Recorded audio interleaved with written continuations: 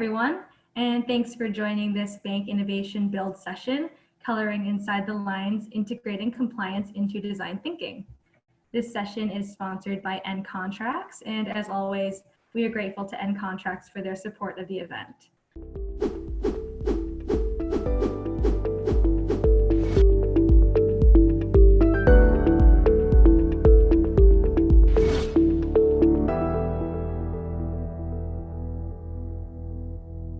I'm Bianca Chan, a news editor at Bank Innovation, and I'm excited to moderate this session. But first up, I will introduce our speakers.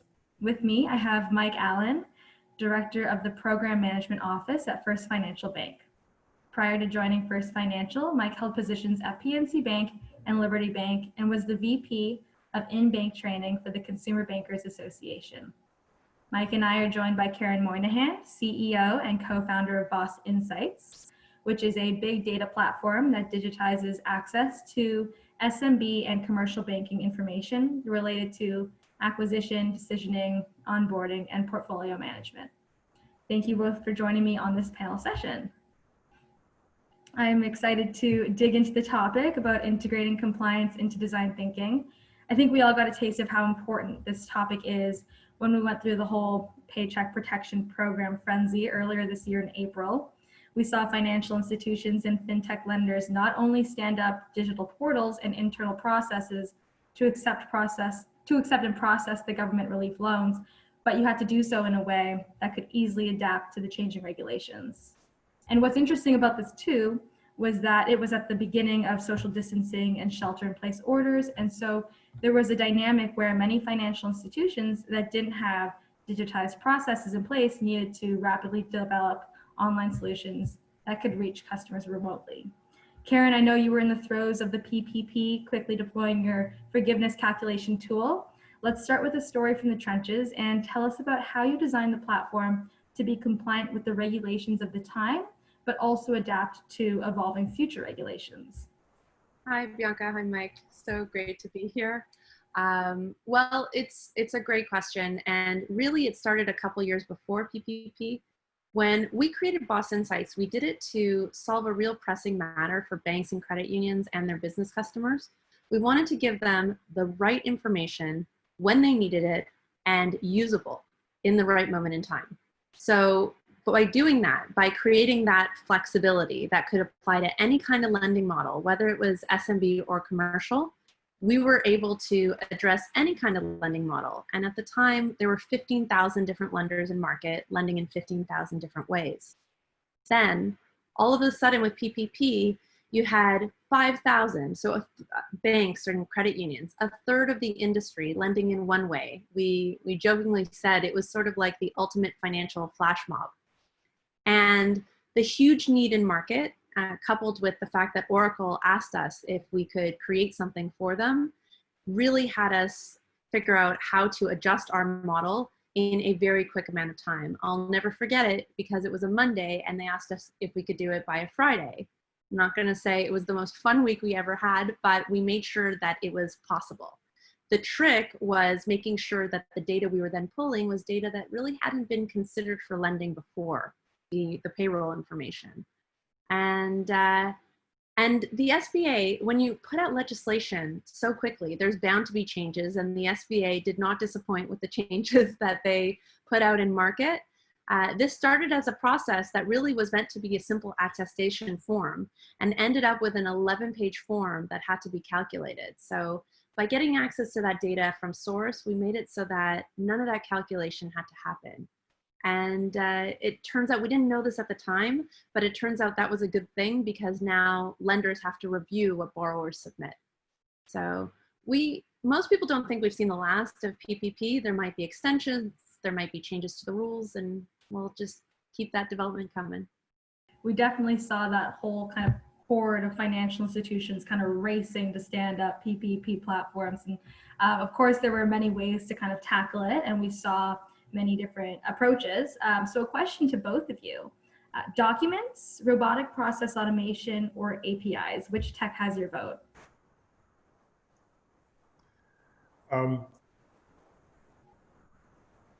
Oh, Mike, you're muted there. Sorry there. Why don't I just jump in on that one here? And our answer was all of the above, and we really didn't have a choice. I mean, customers required multiple paths into the bank.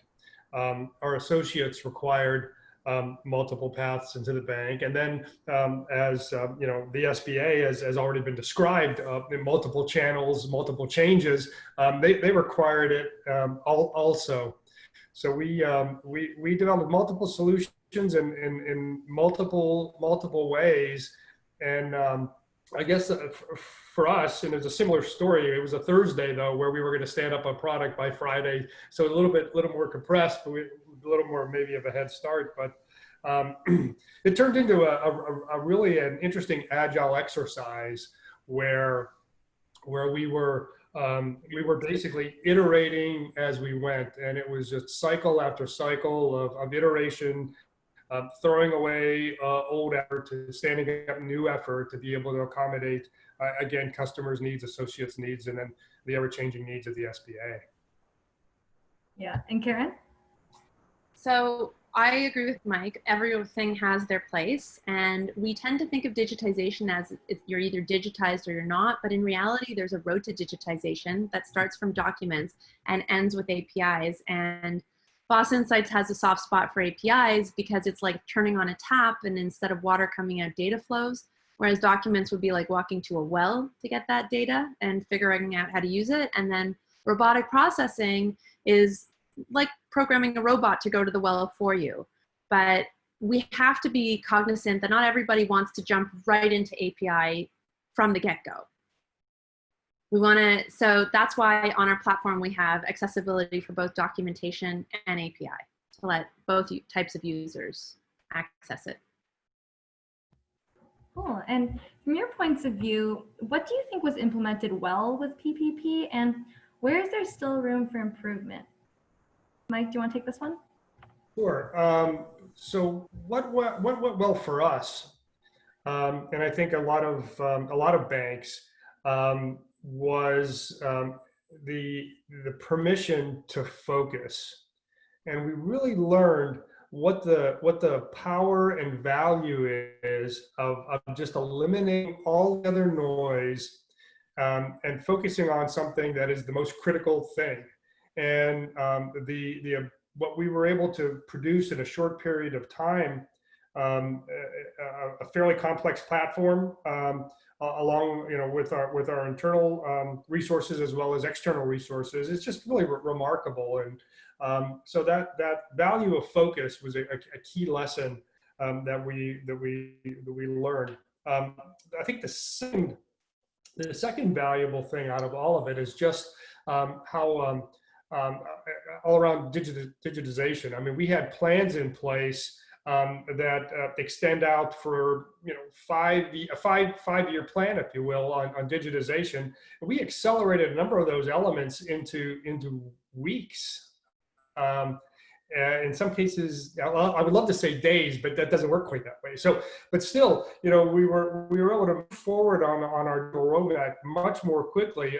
Again, because we were responding to this dire emergency that our communities, were relying on us to develop this product quickly, get money into people's hands so they could save their businesses. So those are the two critical things, or two key things that we took away from the PPP experience. Thank you. And Karen, where is there still room for improvement from your point of view?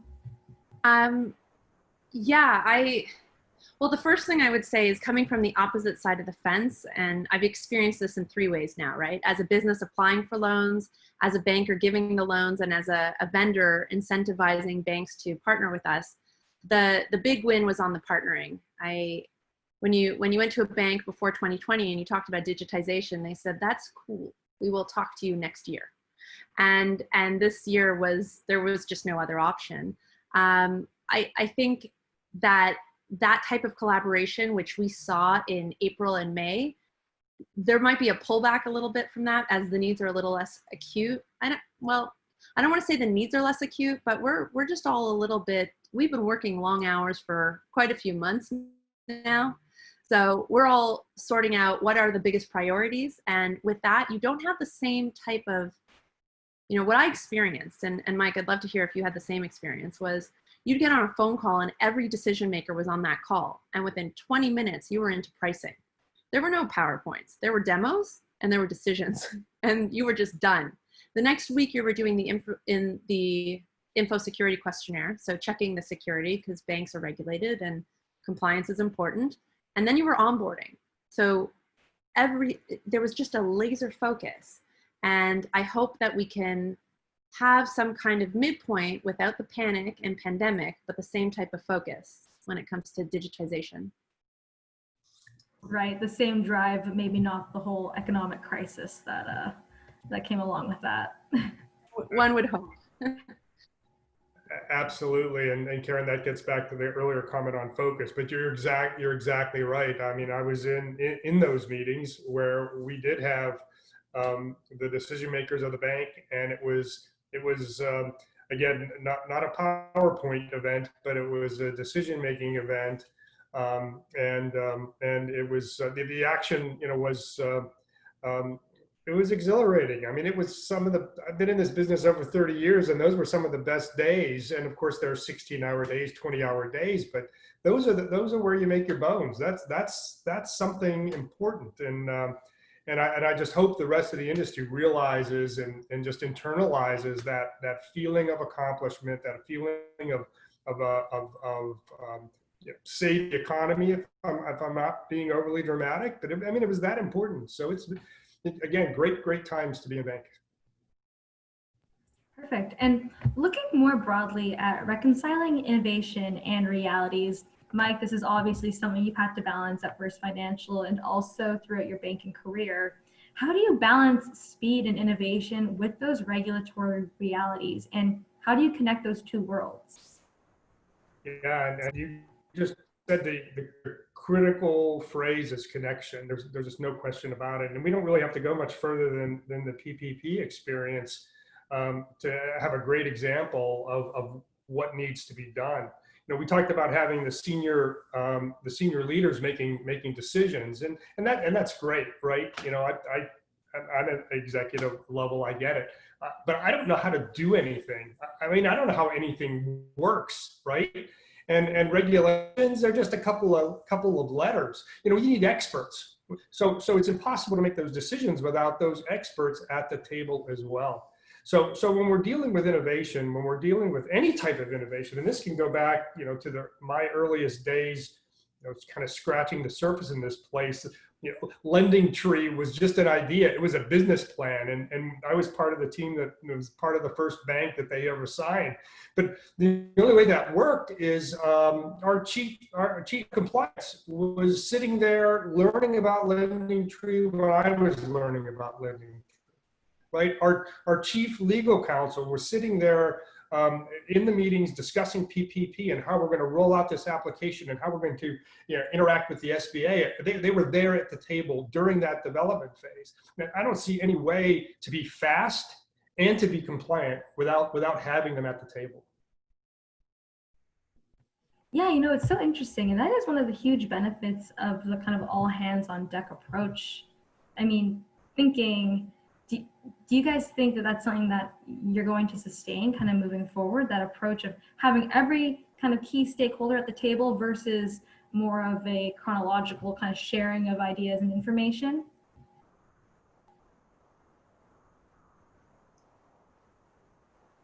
Well, I can jump on in that one because I'm dealing with that today, and it doesn't really even matter what I want. It's what our regulators are going to require, right? So the regulators are going to require some level of compliance, risk, legal involved in this innovation process. There's just no way around that. But when we're talking about having those critical decision makers, let's just call it the C-suite, right? Having the C-suite in the meetings like we were having them during PPP, that's obviously not sustainable, and nor should it be. So there has to be mechanisms in order to keep them engaged, making the appropriate decisions at the strategic level where that all makes sense, And I know there are organizations that have figured that out. We're developing our own path because much of this is really specific to who are those people sitting in those seats and what type of information they need to be able to be comfortable either delegating a decision or making it based on what they have. If it helps, I can say that the faster decisions happened when the chief credit risk officer was included in the discussion. That was the holy grail. You're selling a solution to help with all cycles of lending that have never, on a product that's never existed before. And if you're dealing in a regulatory environment, if you're dealing with compliance, it really helps to have that voice sign off. Yeah, I bet. And so what are some of those practical hurdles that you see in the industry that make it more challenging for bankers to support their business customers? Mike, do you want to start us off? And then we can hear from Karen. Oh, I believe you are muted. Press the button. Anyway, sure. I'll happy to jump in here on some of the barriers that we're experiencing a bit here with our commercial customers, and it's a barrier and it's an issue that I've been dealing with all of my career, and it's a matter of it's communication, it's information exchange, it's passing data back and forth as businesses become more complex, as bankers create ever increasingly complex products and services, that need for integration just becomes more and more important. And then finding a common language or a common platform to figure that out just becomes absolutely critical. So that's my perspective of what issues that we're dealing with at First Financial. And Karen, what about you from your perspective as the vendor providing services to banks? What are the impediments that you see generally in the industry that are hindering banks from supporting their business clients? Yeah, I mean, I always like to bring up the analogies, and I just call it a little bit of tech Tinder with a little murky digitization mandate, and you have the recipe for the ultimate in indigestion. I can have the best tech out there, and I can be a commercial banker, and I can be working with someone from Amazon, and then there's another vendor that's coming right in saying that they are doing the best thing too. And how is it that a bank is supposed to analyze all the vendors out there to figure out which ones are the best, let alone figure out which ones have achieved the appropriate level of security or market adoption? It's quite staggering what banks have to go through, even when they have innovation groups, even when they have somebody like Mike who's really experienced. It's really challenging. Layer on top of that a little bit of PPP, a little bit of impending recession. Mike, earlier you just talked about 20-hour days. I don't think that's hyperbole. I think there were some 20-hour days, and we've had some, and so it's just a lot. The other thing that I think makes it really challenging is that there's this notion, and I think this we can debunk a little, that change is expensive. And I know that most of my colleagues on the tech vendor side of things work really hard, not just on the tech they're building, but on the adoption messaging. So it's okay, it's going to take a day, or it'll take a week, and it's going to take this many hours from your internal team. We got this. So that's on the vendor, really. If we want the right to be able to service a bank or a credit union that's dealing with regulatory expertise and lifting that thing up, I don't think any of us want to be doing that. We owe it to them to come with a very easy adoption plan to make it clear that you don't have to go into the core if you don't want to.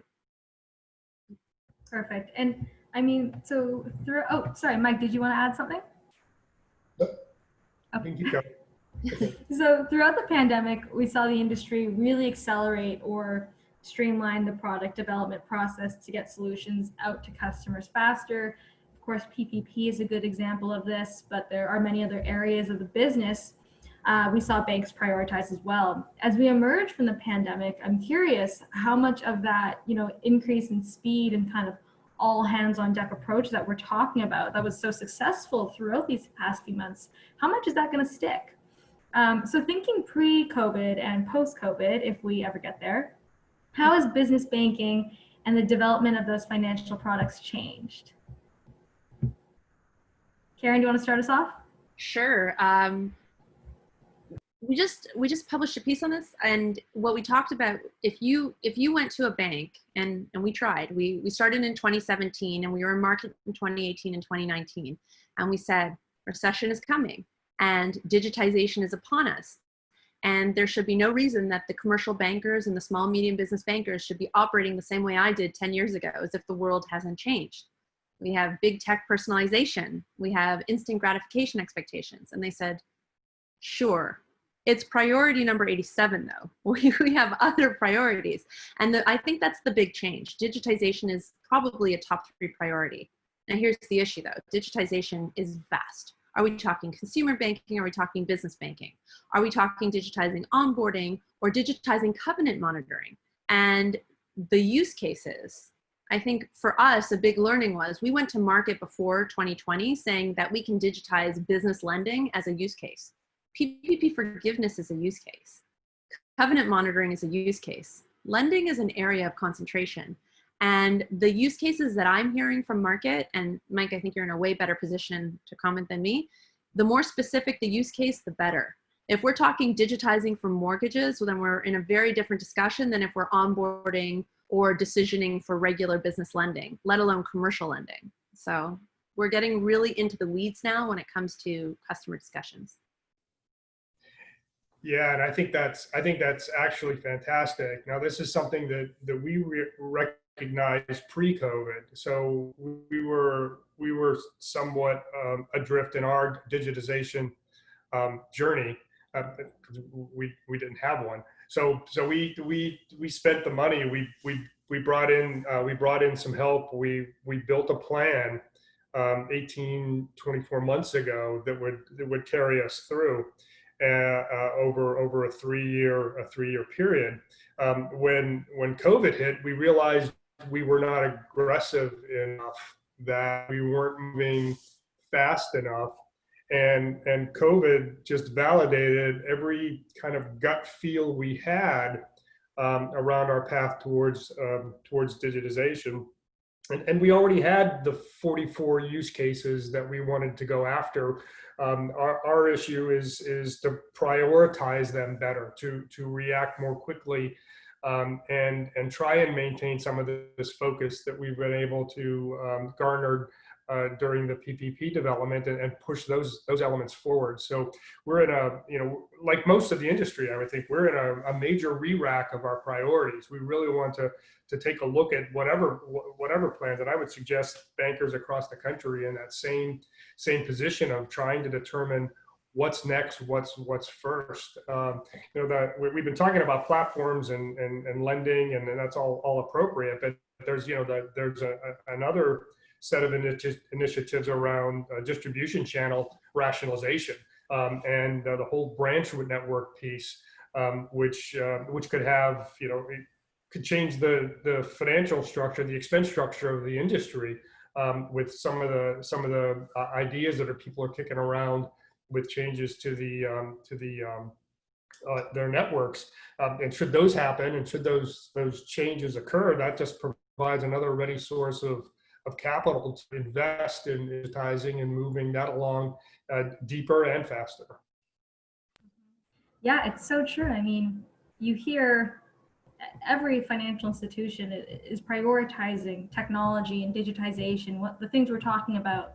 And Karen, to your earlier point about being more acute or more specific about, what the product is or what it addresses, really should bring in the right people into the room, the right decision makers, like you were mentioning earlier, even with PPP.